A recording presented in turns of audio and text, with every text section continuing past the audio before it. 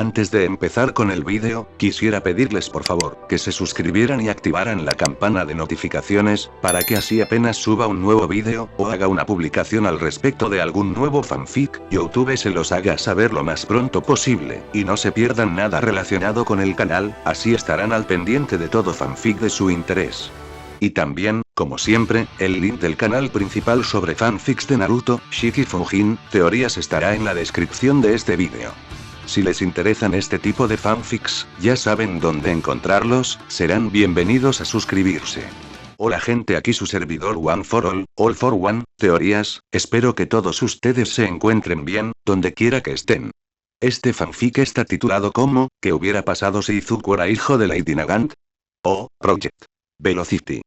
O su traducción al español Proyecto Velocidad. Cabe decir que este fanfic no me pertenece todos los créditos a, D, 3, M Art. ¿Quién es el creador de este? Sin nada más que decir, empecemos con el fanfic. Descargo de responsabilidad. My Hero Academia, así como todo elemento o caracteres utilizados en este fanfic, pertenecen a Koei Horikoshi y sus respectivos creadores. Capítulo 13. Escape. Durante la siguiente hora, Izuku exploró lentamente el búnker subterráneo. Logró mantenerse en silencio mientras revisaba minuciosamente cada habitación. Encontró habitaciones llenas de diversos materiales ilegales, desde armas hasta drogas, pero eso no formaba parte de su misión. Solo agravaría los cargos contra el Shia Saikai, pero no era el detonante principal, así que Izuku dejó esas habitaciones intactas, pero marcó el marco de la puerta con las mismas iniciales PV, que pasarían desapercibidas a menos que alguien las buscara. La tarea podría haber sido aburrida para cualquier persona normal, pero para Izuku era una parte importante de ser un héroe. Recopilar información era fundamental para derrotar a un enemigo, ya que podía revelar el proceso de toma de decisiones del oponente, su objetivo y las maneras en que lo lograría. En ese momento, era crucial descubrir cómo Shia Saikai había creado una droga que bloqueaba temporalmente el don de una persona. Y era obvio por su pasado, y a pesar de que habían hecho tratos con el gobierno para conservar parte de su poder, que el hecho de que los Shia Saikai no hubieran informado al gobierno sobre su desarrollo demostraba que no buscaban vender la droga que anulaba los dones a los héroes profesionales. Esto significaba que buscaban compradores en el bando contrario, es decir, entre los villanos. Villanos que no dudarían en usar la droga para anular momentáneamente el don de un héroe profesional, y después de la primera demostración, no pasaría mucho tiempo hasta que todos los villanos pagarían lo que fuera por hacerse con ella. Mientras Izuku reflexionaba sobre esto, continuó explorando el búnker subterráneo, hasta que dos voces captaron su atención. Rápidamente se pegó a la pared y se dirigió a la esquina del pasillo. Al asomarse, vio el borde de una chaqueta y, al darse cuenta de que no se dirigía hacia él, desapareció tras la esquina. Mientras escuchaba la conversación, cerró los ojos para oír mejor y, con suerte, obtener alguna pista sobre dónde fabricaban la droga que anulaba los dones. ¿Estás seguro de que tenemos suficiente sangre para la próxima tanda? Preguntó la primera voz, e Izuku notó que se oía un poco amortiguada. Sí, lo hacemos. El lote anterior solo duró 12 horas, pero con la fórmula revisada, este lote debería durar 24 horas. Ese tipo de poder debería hacer que más de nuestros compradores indecisos reconsideren qué hacen con su dinero. No pasará mucho tiempo antes de que el Shia Saikai recupere su antiguo poder. Entonces podré librar al mundo de su enfermedad. Dijo la segunda voz, sonando más apagada que la primera, lo que hizo que a Izuku le costara un poco entender lo que decía. Izuku estaba confundido por lo apagada que estaba la voz, y luego recordó al hombre con el que acababa de lidiar y a los guardias que había visto a través de las ventanas. Todos llevaban máscaras, pero aparte del hombre, ninguno de los guardias llevaba máscaras que pudieran haber amortiguado tanto sus voces. Con el progreso que estamos logrando, ¿cuánto tiempo falta para que la fórmula esté completa? Preguntó la primera voz, lo que hizo que Izuku se concentrara en la respuesta, ya que les daría a los héroes profesionales un cronograma para lidiar con el Shia Saikai. Dentro del próximo año, por ahora solo necesitamos que el mundo clandestino pruebe esta nueva droga. Una vez que las personas adecuadas crean que pueden anular el don de un héroe profesional durante el tiempo suficiente, estarán dispuestas a pagar lo que sea por el producto final. Entonces esta enfermedad de los héroes será erradicada de este mundo. El segundo hombre dijo. Kiaria, lleva a Eri de vuelta a su habitación cuando despierte. Arriesgando la misión, Izuku avanzó lentamente y miró más allá de la esquina. Al ver el pasillo, divisó a dos hombres y observó su vestimenta. El primero, con la voz menos amortiguada, estaba completamente oculto bajo una capa gris. Lo único que se distinguía eran sus zapatos negros. El segundo era más bajo que el otro, y desde atrás Izuku pudo ver su corta máscara marrón y las correas que la sujetaban. Más adelante, el segundo hombre llevaba una chaqueta verde con plumas moradas alrededor del cuello y sobre los hombros. Izuku observó y esperó mientras los hombres desaparecían por el pasillo y doblaban la esquina. Mientras esperaba, reflexionó sobre lo que había oído. La droga aún estaba en sus primeras etapas, lo cual era una buena noticia, pero el producto final podría estar listo en un año. Eso podría parecer tiempo suficiente, pero con todo lo que los héroes profesionales y el gobierno tenían que afrontar a diario, podría pasar algún tiempo antes de que la información llegara a las personas adecuadas. Por eso era tan importante que Mareo supiera qué hacer llegar la información, ya que él aceleraría el proceso y prepararía un equipo de asalto mucho antes de lo habitual. Pero, sobre todo, Izuku podría haber encontrado al fabricante. El hombre de la chaqueta verde había vuelto la vista hacia la puerta abierta. ¿Sería posible que el científico responsable de la droga estuviera trabajando en esa habitación? Si Izuku lograba llegar hasta allí y secuestrar al científico, podría detener por completo la producción de la droga. Además, el científico sabría cómo crear una cura que pudiera usarse hasta agotar toda la producción. Con la idea de poner a esa persona en manos de Mareo, Izuku se separó de la pared y caminó sigilosamente por el pasillo. Izuku se acercó sigilosamente a la puerta y miró dentro. Vio a una mujer sentada en una silla, leyendo un libro. ¿Era la científica, Eri? No, el hombre había dicho que Eri estaba dormida y que Kiara debía cuidarla. Esa era la mujer, pero ¿por qué tenía que cuidar de Eri? ¿Se había quedado dormida después de trabajar todo el día? Mirando a través de la rendija, Izuku apartó la vista de Kiaria y recorrió la habitación con la mirada. Sus ojos se posaron en una cama. Allí debía estar durmiendo Eri. Pero eso planteaba la pregunta de por qué debían vigilarla. ¿Acaso Kiaria estaba allí para asegurarse de que, dado que Eri era la fabricante de la droga que anulaba los dones, no le ocurriera nada? Si eso era cierto, entonces el objetivo de Izuku era sacar a Eri de allí, por la fuerza si fuera necesario, y entregarla a Mareo. La producción de la droga se ralentizaría y Mareo podría integrar a Eri y obtener suficiente información sobre la droga para conseguir una orden judicial que los héroes profesionales pudieran usar. Solo necesitaba lidiar con el guardia. Izuku volvió a mirar a Kiaria y la examinó. Estaba sentada en una silla, concentrada en la lectura del libro que tenía en la mano. Izuku casi se reía de lo mala guardiana que era Kiaria. Si actuaba rápido, podría noquearla y sacar a Eri del escondite mientras dormía. El único problema era que la silla de Kiaria estaba colocada de tal manera que la puerta quedaba a la vista periférica. Así que, si Izuku intentaba entrar corriendo, Kiaria se daría cuenta. Y lo más probable era que tuviera una forma fácil de alertar a todos los demás en el búnker. Izuku intentó captar la atención de Kiaria, pero luego recordó una técnica que él y Bakugo habían aprendido y que Mareo consideraba bastante estúpida. Con una sonrisa, Izuku metió la mano en el bolsillo trasero y sacó un yen. Hizo rodar la moneda en su mano, colocándola en la posición adecuada para lanzarla a la habitación y, con suerte, dirigir la atención de Kiaria hacia donde él quería. Esto le daría tiempo suficiente para acercarse lo suficiente como para noquearla. Colocando la moneda entre el pulgar y el índice, Izuku la lanzó a la habitación. La moneda rodó un poco por el aire antes de caer al suelo y seguir rodando. Se desplazó por el piso hacia Kiaria. Aunque apenas hizo ruido, el movimiento llamó la atención de Kiaria. Cerró su libro mientras observaba la moneda y la vio rodar en un pequeño círculo antes de aterrizar a unos 30 centímetros de ella. Curiosa por saber qué era la moneda, se inclinó hacia adelante en la silla y extendió la mano para alcanzarla. Justo cuando su mano la agarraba, recibió un rodillazo directo en la nariz. El golpe la obligó a levantar la cabeza y vio quién era su atacante. Un joven adolescente con un traje negro. No parecía contento mientras echaba el puño hacia atrás. Kiaria metió la mano en el bolsillo, donde guardaba un botón que activaría la alarma de todo el búnker. Pero justo cuando apretaba el botón, Izuku bajó el puño derecho. Justo antes de que el puño de Izuku impactara, transformó su brazo derecho y el cañón salió disparado. El cañón de su rifle se disparó hacia adelante y se clavó en la frente de Kiaria. Los ojos de Kiaria se pusieron en blanco mientras caía hacia atrás y perdía el conocimiento. Sin embargo, su cabeza no tocó el suelo, ya que Izuku la agarró rápidamente de la camisa con la mano izquierda. Si Izuku no la hubiera detenido, su caída podría haber alertado a los dos hombres, que no debían estar muy lejos. Tras bajar lentamente a Kiaria al suelo, Izuku se puso de pie y observó la cama. Desde su nueva perspectiva, notó detalles nuevos. Primero, era una cama médica, del tipo hospitalario con barandillas a ambos lados, aunque en ese momento estaban bajadas. Segundo, en el lado opuesto había un suero intravenoso y un monitor cardíaco que mostraba un ritmo cardíaco lento pero constante. Curiosamente, no emitía ningún pitido. La mirada de Izuku se posó entonces en la persona que yacía en la cama. Izuku no sabía qué tipo de persona esperaba.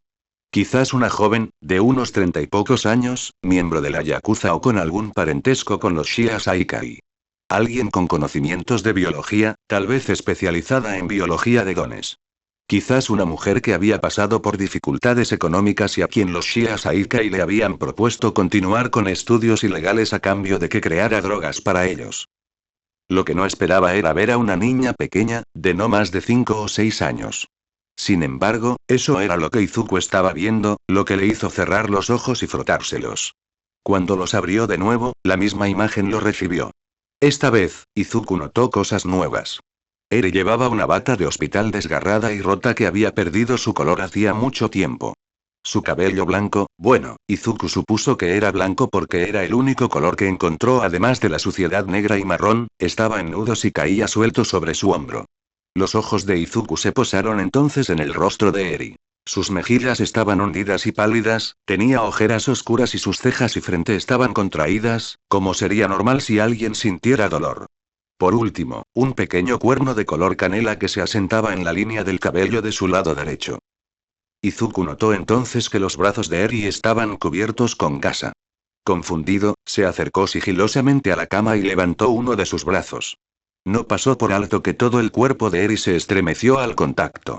Intentó no pensar demasiado en ello mientras retiraba lentamente la gasa, logrando finalmente desenrollar una pequeña sección. Al caer la gasa sobre la cama, Izuku pudo observar bien la piel de Eri, y lo que vio fue espantoso. Estaba pálida como su rostro, pero lo peor eran las cicatrices que cubrían el brazo de la niña.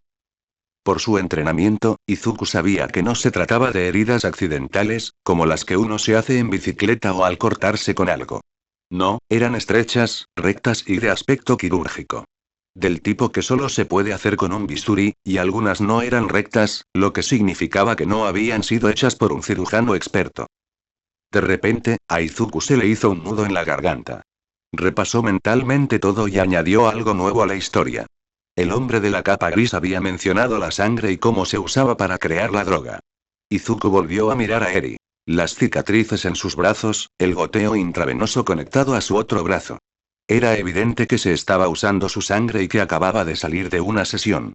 Por eso debían vigilarla mientras dormía. No estaba allí por voluntad propia y el hombre del abrigo verde temía que intentara escapar. Pero eso no era lo peor.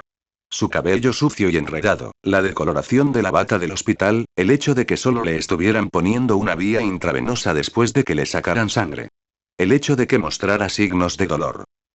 La sangre de Izuku empezó a hervir al darse cuenta de que Eri estaba siendo maltratada y descuidada por los Shia Saikai. No solo le extraían sangre, sino que la dejaban recuperarse sin más, con una bolsa de suero como única fuente de vitaminas. Esto iba más allá del maltrato y el abandono infantil. Era una locura. Izuku apretó el puño derecho con fuerza, deseando encontrar al líder de los Shia Saikai y decirle 4 verdades. Pero en su ira, Izuku tuvo un momento de lucidez al percatarse de algo. No había correas que sujetaran a Eri a la cama. En ese instante, la misión de Izuku cambió. De recabar información sobre la droga que amulaba los dones a sacar a Eri del búnker subterráneo.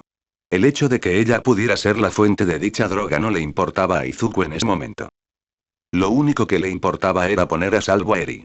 Así que Izuku se acercó rápidamente a la cama y desenganchó la bolsa de suero. Luego se la sujetó al cinturón, temiendo que fuera la única fuente de vitaminas y nutrientes de Eri. Y por el estado de su rostro, necesitaba todo lo que pudiera. Izuku desconectó los electrodos del monitor cardíaco y, al oír que dejaba de funcionar, se alegró de que no emitiera ningún sonido. Una vez terminado todo, Izuku levantó a Eri de la cama y notó que se sobresaltó de nuevo. Entonces, Como si intuyera que no tenía malas intenciones, Eri exhaló lentamente y apoyó la cabeza en su pecho. Antes de continuar, Izuku le puso 2 dedos en el cuello y sintió los latidos de su corazón. Al principio, se sentían forzados y tensos, pero poco a poco se relajaron y calmaron, acompasándose con los suyos. Izuku se giró y miró a Kiaria. Aunque no estaba del todo seguro de su implicación, era evidente que tenía algo que ver, y eso hizo que la sangre le hirviera de nuevo. Izuku se alegró de que Eri estuviera dormida para lo que venía después, porque al darse la vuelta y empezar a caminar hacia la puerta, echó el pie hacia atrás y le dio una fuerte patada a Kiaria en la cabeza. Si Kiaria no estaba inconsciente antes, ahora sí lo estaba. Izuku vio sangre saliendo de la oreja de Kiaria, pero no sentía que eso hiciera justicia a lo que Eri había tenido que soportar. Mientras Izuku se acercaba a la puerta, sintió de nuevo esa necesidad imperiosa de encontrar a quien dirigía a los Shia Saika y hacerles pagar. Hacerles rogar por piedad y, cuando más lo hicieran, matarlos. Para que comprendieran el dolor y el tormento que le habían causado a una niña. La única razón por la que Izuku no lo hacía era porque sabía que tenía que poner a salvo a Eri. Y la perspectiva de tener que luchar contra los Shia Saika y no era nada buena. Incluso si lograba llegar hasta el jefe y matarlo, lo arrestarían. Todavía no era un héroe, e incluso si lo fuera, estaba seguro de que su madre no se lo permitiría. Izuku suspiró al pensar en eso, mientras se asomaba por la puerta para asegurarse de que no hubiera nadie. Al no ver a nadie en el camino, se deslizó por el pasillo y comenzó a caminar de regreso a la entrada. Haciendo lo posible por recordar el camino de vuelta a las escaleras, Izuku supo que iba en la dirección correcta cuando se encontró con el hombre aún inconsciente de antes. Era derecha, izquierda, recto, derecha y luego izquierda hacia las escaleras. Izuku mantuvo sus pasos silenciosos y sus sentidos se adaptaron a los sonidos a su alrededor, y recogió algo. Justo cuando lograba doblar la última esquina, vio aparecer el cañón de la pistola de un guardia. Apoyándose contra la pared, Izuku transfirió la mayor parte del peso de Eri a su brazo derecho, lo que le permitió extender la mano izquierda y hacer girar una bala. Sus dedos, aún con el pelo teñido de azul, transformaron la bala en un tranquilizante. En cuanto el guardia cruzó miradas con Izuku, abrió la boca para gritar, pero Izuku fue más rápido y le metió la bala azul en la boca. El guardia se tragó la bala y al instante se desmayó. Sin preocuparse por el ruido que haría la caída del guardia, Izuku ajustó rápidamente su agarre sobre Eri, ya que ella se había resbalado un poco durante el ataque, y luego pasó por encima del guardia. El camino hacia las escaleras y la planta baja estaba despejado.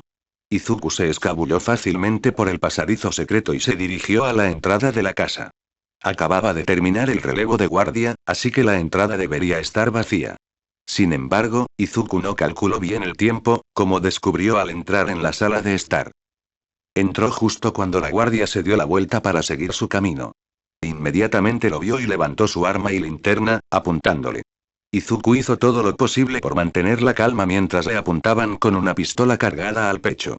Era la primera vez. Las anteriores habían sido con una pistola de práctica, pero esas experiencias le habían ayudado a mantener la calma en general. ¿Quién eres y qué pasa con la niña?, gritó la mujer mientras sacaba su teléfono y activaba una alarma. La luz del edificio se encendió y Izuku oyó una alarma amortiguada. Izuku sujetó a Eri con su brazo izquierdo mientras deslizaba su brazo derecho hacia adelante. Solo tenía unos segundos antes de que la sala principal se llenara de guardias. En el momento en que pudo, Izuku transformó su brazo, las piernas de Eri ahora enredadas sobre el cuerpo del rifle, y apuntó al guardia. Pensando en una combinación de balas, Izuku flexionó su derecha y un disparo resonó mientras levantaba su brazo derecho. Primero, disparó una bala naranja que explotó con un destello y, mientras el guardia estaba distraído, Izuku le dio en el hombro con una bala azul. Mientras la mujer caía al suelo, Izuku escuchó fuertes pasos que se acercaban por detrás. Los guardias que la rodeaban respondieron a la alarma, lo que significaba que Izuku debía desaparecer. Al levantar la vista de la mujer inconsciente, Izuku observó la verja metálica que separaba el patio delantero de la calle a través de una ventana abierta. Rápidamente, cambió a una bala roja y disparó contra la cerradura de la verja. Al ver que la bala impactaba en la cerradura, le ordenó que la quemara. Mientras la cerradura brillaba y comenzaba a derretirse, Izuku recuperó su forma original y apretó su agarre sobre Eri. Sin perder un segundo, Izuku salió disparado y entró corriendo por la puerta principal. Una vez afuera, el frío aire de la noche lo recibió mientras recuperaba el equilibrio y corría por el jardín. Al llegar a la puerta, la abrió de una patada y cruzó la calle corriendo hacia el callejón donde guardaba su bicicleta, pues era su mejor oportunidad para escapar. Mientras cruzaba la calle, Izuku echó un vistazo hacia atrás y vio a varios guardias de la Yakuza en la sala de estar. Uno lo reconoció y lo señaló, y entonces todos comenzaron a perseguirlo fuera del edificio. Gracias a su entrenamiento, Izuku era rápido, capaz de competir con muchos héroes profesionales que no tenían un don que le otorgara velocidad, pero tenía que cargar con Eri. Justo cuando Izuku llegó a su moto, la Yakuza se acercaba. Apenas tuvo tiempo de quitarse el casco y subirse a la motocicleta. Tras recoger una cuerda abandonada, Izuku comenzó a asegurar a Eri. Atando la cuerda alrededor de su hombro, pecho y piernas, Izuku la pasó por encima de su hombro y la cruzó por detrás de su espalda. Luego, tirando del último extremo de la cuerda alrededor de su estómago, Izuku ató los dos extremos, creando una especie de cabestrillo improvisado para sujetar a Eri con fuerza contra su cuerpo. Cuando Izuku encendió su motocicleta, escuchó una bala impactar contra el muro de cemento justo al lado de su cabeza.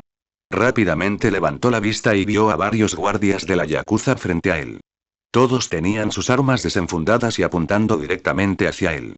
Con calma, Izuku movió las manos hacia el manillar y aceleró el motor, lo que provocó que muchos de los Yakuza apretaran aún más sus armas. En este tipo de enfrentamiento, el primero en reaccionar tendría la ventaja. Izuku miró por el retrovisor y vio que el camino detrás de él estaba despejado. Y como era obvio que no podía avanzar, tendría que retroceder. Con esa idea en mente, Izuku extendió su brazo derecho hacia adelante y, una vez transformado, disparó una bala naranja directamente a los pies de los guardias de la Yakuza. Sin esperar al destello, Izuku puso su vehículo en reversa y salió disparado del callejón. Una vez en la calle, Izuku frenó bruscamente y giró el volante. La rueda trasera chirrió mientras Izuku hacía un giro repentino con su motocicleta. Al detenerse las ruedas, Izuku salió despedido hacia atrás y hacia un lado, cambiando rápidamente de marcha atrás a primera. Soltando el freno, Izuku aceleró a fondo, dejando atrás a los Shia Saikai. Izuku había visto un hospital acercándose a la ciudad. Estaba a solo unos kilómetros. Sin embargo, a pesar de la urgencia con la que Eri necesitaba atención médica, sería el primer lugar donde la Yakuza buscaría. Así que tendrían que esperar para conseguir ayuda para Eri hasta que salieran de la ciudad y estuvieran fuera del alcance de Shia Saikai. Mientras revisaba su espejo retrovisor cada pocos segundos, Izuku condujo su motocicleta a través de la ciudad hacia la autopista. Tras incorporarse a la autopista, Izuku aceleró a fondo sin soltar el acelerador, incluso al cambiar de marcha mientras el velocímetro marcaba una velocidad máxima.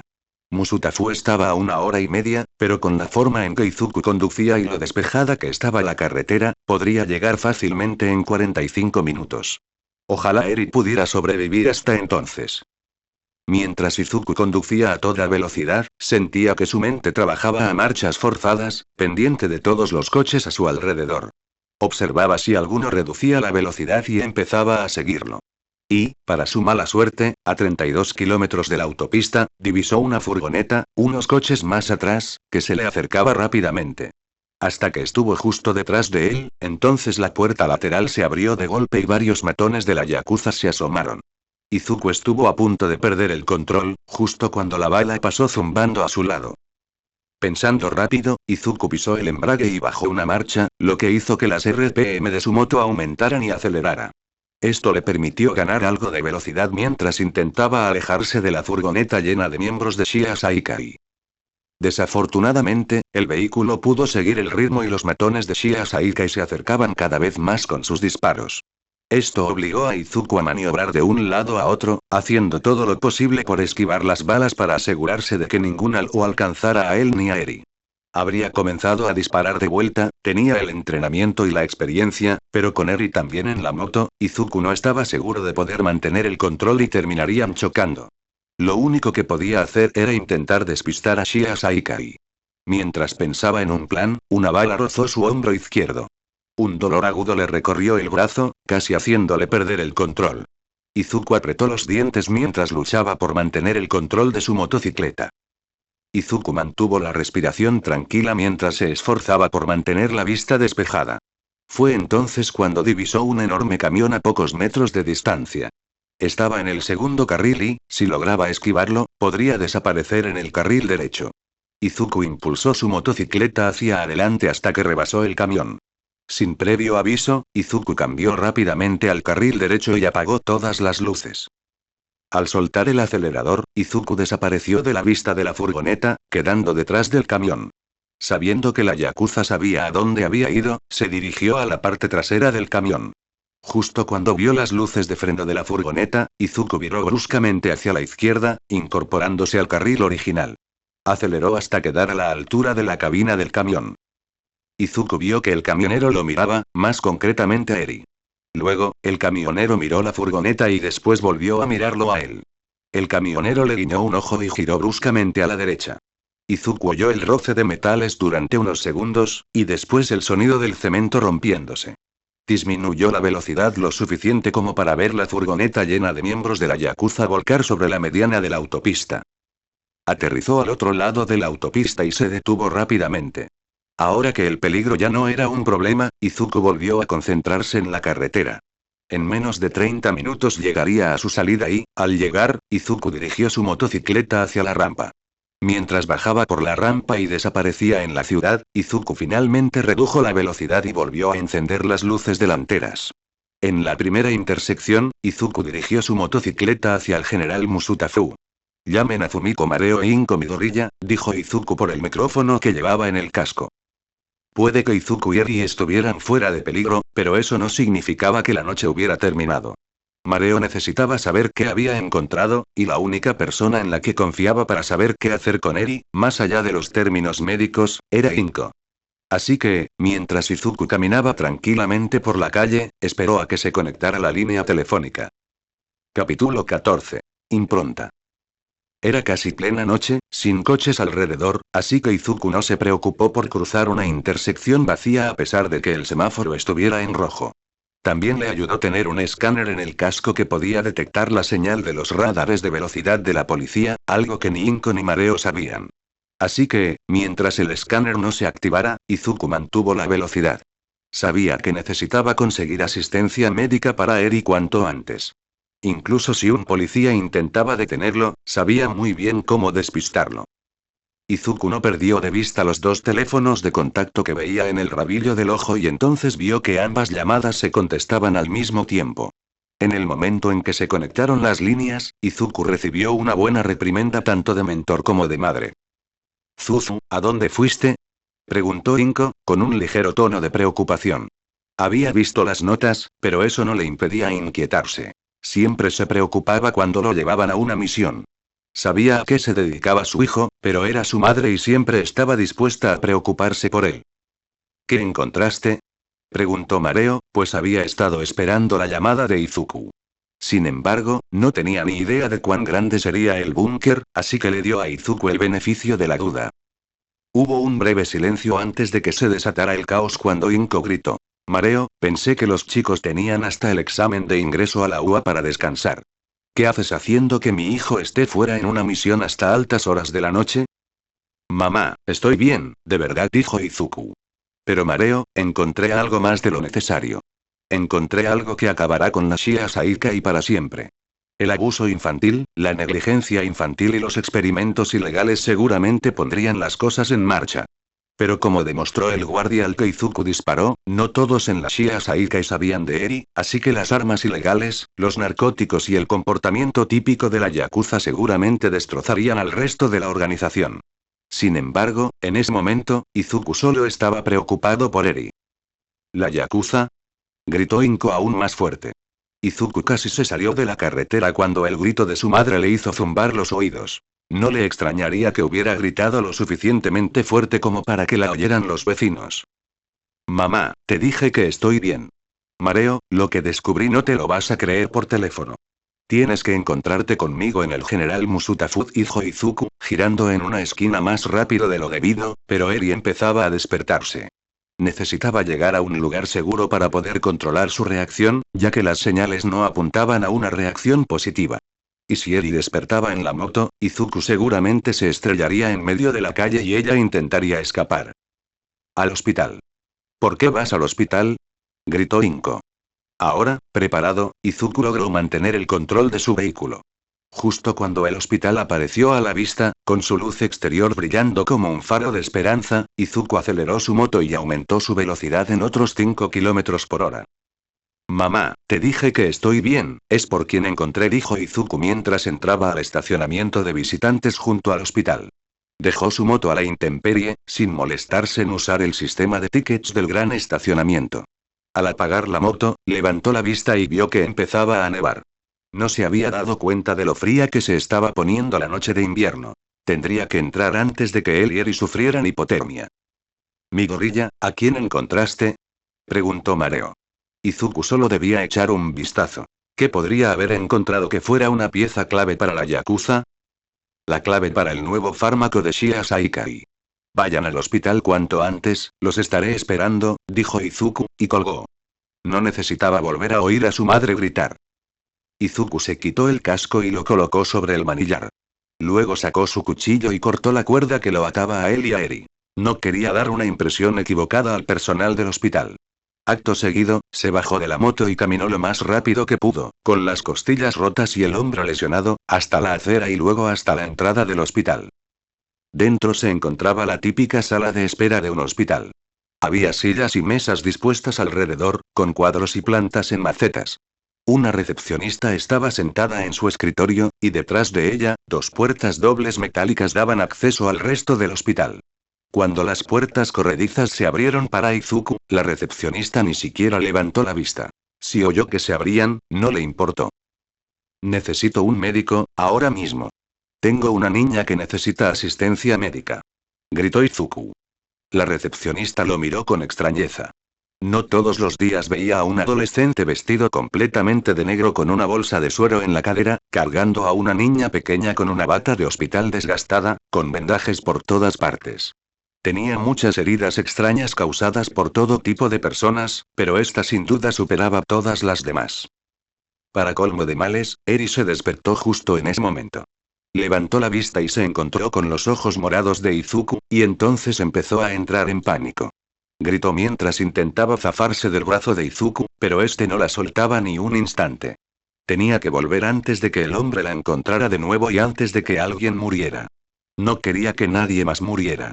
El hombre siempre se enfadaba cuando ella intentaba escapar y siempre hacía que la siguiente sesión fuera aún más dolorosa. Suéltame.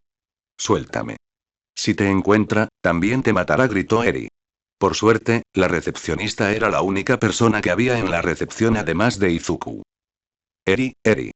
Tranquila, estás a salvo. Nadie te va a hacer daño. Nadie va a llegar hasta aquí, dijo Izuku, arrodillándose para abrazar a Eri con más fuerza. Pero esto solo provocó que Eri gritara aún más fuerte y se resistiera con más vehemencia al abrazo de Izuku. Otros lo han dicho, pero él siempre me encuentra y los mata. No quiero que mate a más gente. Por favor, déjame ir, dijo Eri, luchando con las pocas fuerzas que le quedaban. Intentó golpearlo, pero incluso cuando lo golpeó en el hombro izquierdo, él no la soltó. No le importaba cuánto suplicara ni el peligro que corría al ser encontrado por ese hombre. No iba a dejarla ir. No la dejaría regresar con Shia Saikai. Izuku miró a la recepcionista, que parecía haberse quedado paralizada. Llama a un médico, maldita sea. La recepcionista reaccionó y salió corriendo a buscar un médico. Mientras Izuku sostenía a Eri, sintió que su ritmo cardíaco se aceleraba peligrosamente, una clara señal de que estaba entrando en shock. Dado su delicado estado de salud, Izuku no quería arriesgarse a que sufriera más lesiones, pero lo que era más evidente era que el método habitual para prevenir el shock no iba a funcionar. Izuku metió la mano en uno de sus bolsillos laterales y se cubrió el dedo con tinte azul para el cabello. Trabajó rápidamente para crear una pequeña bala, una dosis pequeña, ya que era todo lo que se necesitaba y no quería sobrecargar el debilitado sistema inmunológico de Eri con demasiado tranquilizante. Una vez formada la bala, miró a Eri a los ojos y dijo: «Lo siento». Luego, le metió la bala en la boca a Eri y se la tapó con la mano. Eso solo hizo que Eri se asustara aún más, pero logró tragarse la bala. No se desmayó de inmediato como Izuku esperaba, algo que guardó en su mente para recordarlo más tarde. Por suerte, parecía que empezaba a calmarse, ya que su respiración se volvía más controlada. Cuando empezó a llorar, Izuku retiró la mano, permitiendo que Eri dijera: Por favor, me encontrará y te matará. No quiero que nadie más muera por mi culpa. Hará cualquier cosa para encontrarme. Eri, ese es tu nombre, ¿verdad? Preguntó Izuku, y Eri asintió entre lágrimas. Soy Izuku Midoriya. Tranquila, este hombre malo no te volverá a encontrar. Si lo hace, estaré ahí para protegerte, te lo prometo. Eri negó con la cabeza enérgicamente, mientras las lágrimas seguían corriendo por sus mejillas, y dijo: No, no sabes de lo que es capaz. Me rompe y me reconstruye. No quiero que te haga lo mismo. Eri lloró un poco más y luego se desplomó en el brazo de Izuku, sintiendo finalmente el efecto de la bala. Izuku la sostuvo con facilidad mientras su corazón se partía en dos. ¿Qué le habría hecho ese hombre para que le tuviera tanto miedo? ¿Y cómo se relacionaba con la droga que anulaba los dones del Shia Saikai? Recordó el búnker subterráneo, todo el equipo médico que usaban y, peor aún, el maltrato que sufría. Eso bastó para que Izuku prometiera no perderla de vista en mucho tiempo. Izuku estaba tan concentrado en ese pensamiento que no se dio cuenta de que un médico corría hacia él. Cuando el doctor vio a Izuku por primera vez, corrió rápidamente a su alrededor. Al llegar junto a él, se arrodilló y examinó al adolescente. ¿Qué demonios pasó? Estás sangrando, hijo. Al estar más cerca, el doctor pudo ver bien el hombro ensangrentado de Izuku y oír su respiración agitada. Esto sorprendió al doctor, ya que Izuku apenas parecía tener edad para empezar el instituto, pero había sufrido algún tipo de accidente que le había causado esas heridas. Estoy bien. Eri necesita más tu ayuda. Está desnutrida y no ha tomado suficiente sol. Izuku dijo que esas no eran las peores heridas que había sufrido. Entrenar con Bakugo a menudo le dejaba leves quemaduras, y aunque había sobrevivido a ellas, para él esas heridas eran peores. La condición de Eri era más grave y llevaba más tiempo así. El doctor parecía confundido y entonces vio a Eri acurrucada contra el pecho de Izuku. La poca sonrisa tranquila que intentaba mostrar desapareció en cuanto la examinó. Piel pálida, cabello sucio, signos de desnutrición, viejas cicatrices médicas en brazos y piernas, bajo las cuales se veía frágil y débil. Soltó una pequeña maldición y luego dijo: Ven conmigo. Puedo ayudarlos a ambos. El doctor ayudó a Izuku a levantarse. Izuku cargó a Eri mientras seguía al doctor a una sala de recuperación. Después de cruzar las dos puertas, caminaron un poco por el pasillo y el doctor abrió una puerta y dirigió a Izuku hacia adentro. En la habitación, Izuku acostó a Eri en la cama y luego le entregó la bolsa de suero al doctor. Como la bolsa estaba casi vacía, el doctor la cambió por una nueva que contenía vitaminas. Mientras el médico abría la bolsa vacía y colocaba una nueva, para luego colgarla en un gancho, Izuku se acercó y se sentó en una silla. Tras conectar a Eri a un monitor de frecuencia cardíaca, el médico centró su atención en Izuku. Izuku no se molestó en decir que estaba bien. Sabía que no lo estaba, pues la adrenalina comenzaba a desaparecer, ni era tan orgulloso como Bakugo como para no aceptar ayuda. No necesitó decir nada, ya que el doctor, tras ponerse un par de guantes, le cortó la camisa de camuflaje alrededor del hombro. Una vez retirada la camisa, el doctor examinó la herida. Seguía sangrando lentamente y la piel a su alrededor comenzaba a ponerse morada. Era evidente que había una herida de entrada, pero al mirar la parte frontal del hombro de Izuku, no encontró ninguna. Ante esta información, el doctor arqueó una ceja. Hijo, la bala que te alcanzó está entre la articulación acromioclavicular y la coracoacromial. Y aún está en tu hombro. ¿Cómo es que sigues consciente? Dijo el médico. Izuku había llegado al hospital, había traído a una niña pequeña y la había llevado a la habitación sin mostrar el menor signo de dolor.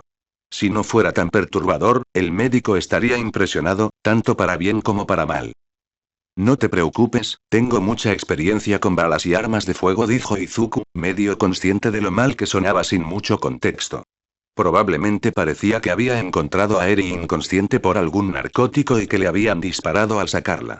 Esa fue probablemente la primera conclusión del médico tras todo lo que vio. Necesito las herramientas para sacarlo. ¿Te parece bien esperar unos minutos? Preguntó el médico. Izuku asintió mientras se inclinaba hacia adelante, apoyando el brazo derecho sobre la rodilla para aliviar la presión sobre las costillas y el hombro. Le ayudó un poco, pero aún sentía un dolor intenso que le irradiaba del hombro y las costillas. El médico se marchó rápidamente e Izuku se quedó solo cuidando de Eri. Mientras esperaba, la observó. La primera vez que la vio, estaba conectada a aparatos médicos. Aún así, su rostro reflejaba dolor y preocupación. Ahora, dormida en la cama del hospital, su rostro estaba relajado y respiraba profundamente. Parecía estar en un sueño profundo, descansando como nunca antes había podido. Izuku observó cómo el pecho de Eri subía y bajaba al ritmo de su respiración. No se percató de que el médico había vuelto a entrar en la habitación hasta que éste le ofreció un refresco. Aún no puedes beber y los analgésicos tardarían demasiado en hacer efecto. Te desangrarías. Así que pensé que esto podría ayudarte a aliviar el dolor, dijo el doctor mientras Izuku aceptaba el refresco helado y daba un pequeño sorbo. Le resultó agradable al tragarlo y le dio algo en que concentrarse. Gracias, doctor, dijo Izuku. El doctor sonrió y asintió mientras volvía a rodear a Izuku y examinaba la herida de bala una vez más. Tomó toallitas desinfectantes del mostrador y limpió con cuidado la sangre y el pus. Luego vertió un poco de alcohol isopropílico y lo presionó contra el hombro de Izuku, aunque este apenas se inmutó cuando el doctor aplicó demasiada presión. Finalmente, la herida quedó despejada y el médico sacó los instrumentos necesarios para extraer la bala. 2 pinzas y un bisturí. Con el bisturí, cortó el tejido cicatricial que ya comenzaba a formarse y luego la herida. Esto le permitió introducir las primeras pinzas para mantenerla abierta. Con las segundas pinzas, las introdujo profundamente en la herida hasta sentir que presionaban contra la bala. El hombro de Izuku estalló de dolor cuando las pinzas sujetaron la bala. Rechazando el refresco, Izuku mordió con fuerza la manga para no gritar, mientras el agua comenzaba a acumularse en los bordes de sus ojos. Sintió cómo las pinzas se retiraban, arrastrando la bala consigo. Fue como si un cuchillo al rojo vivo le cortara lentamente el hombro hasta que la bala salió y el hombro de Izuku se relajó, permitiéndole respirar hondo. El doctor dejó caer todos sus instrumentos en el lavabo y abrió el grifo del agua caliente para limpiarlos de sangre. Mientras los instrumentos reposaban, el doctor regresó junto a Izuku y comenzó a vendarle el hombro. Mientras el doctor hacía esto, Izuku tomó un pequeño sorbo de su refresco. El sabor dulce le permitió distraerse del dolor. Una vez que su hombro estuvo bien vendado, el doctor cortó el resto de la camisa de Izuku y vio los moretones alrededor de sus costillas. Levántate, ordenó el doctor, e Izuku obedeció. Tras ponerse de pie, el doctor localizó las 3 costillas fracturadas. Con un suspiro, las recolocó en su sitio y le vendó la parte baja del pecho con gasa. Una vez hecho esto, lo miró a los ojos y le dijo: ¿Te importa contarme en qué lío te metiste con la niña? Sé que los adolescentes se meten en líos, pero está claro que no es la primera vez que te tienen que curar una herida así. He oído a hombres adultos gritar como bebés por una luxación de hombro. Izuku se apresuró a pensar qué decirle al doctor sin revelar demasiada información clasificada. Mientras lo hacía, sintió la fuerte necesidad de decirle la verdad. Reconoció esa sensación. Mareo se había asegurado de que Izuku y Bakugo entrenaran contra varios dones que alteraban la mente. No podían luchar contra los más poderosos, pero sí podían percibir su presencia, lo que ayudaba a limitar su influencia. ¿Estás usando tu peculiaridad?, dijo Izuku, intentando evitar decir algo inapropiado y ganar tiempo para luchar contra la peculiaridad del doctor. También estoy entrenado. Mi peculiaridad persuade pasivamente a la gente para que me diga la verdad, facilitando la comprensión cuando alguien miente sobre un accidente. Pero solo funciona cuando yo mismo digo la verdad. Así que debo ser honesto ahora mismo. Sé que estas heridas no fueron producto de un reto tonto ni de cruzarse con la gente equivocada. La niña tiene varias lesiones de larga duración que no se produjeron en una sola noche, dijo el doctor, mirando a Izuku a los ojos. Izuku guardó silencio hasta que se obligó a decir: Lo siento, doctor, pero lo único que puedo decirle es que tiene que ver con gente de la Yakuza. Mafia japonesa. Bueno, parece que estás en su lista negra, así que probablemente seas buena persona. Aunque, pensándolo bien, debería haberlo adivinado, ya que trajiste a la chica aquí, dijo el doctor mientras se ponía de pie. Se acercó al lavabo y cerró el grifo, secó sus instrumentos y los guardó en el bolsillo. Se dirigió a la puerta, pero se detuvo cuando Izuku dijo: Oiga, doctor, van a venir 2 personas preguntando por Izuku Midoriya. Me estarán buscando. El doctor asintió y luego dijo: Avisaré a recepción para que estén atentos. Ahora descanse un poco mientras los espera.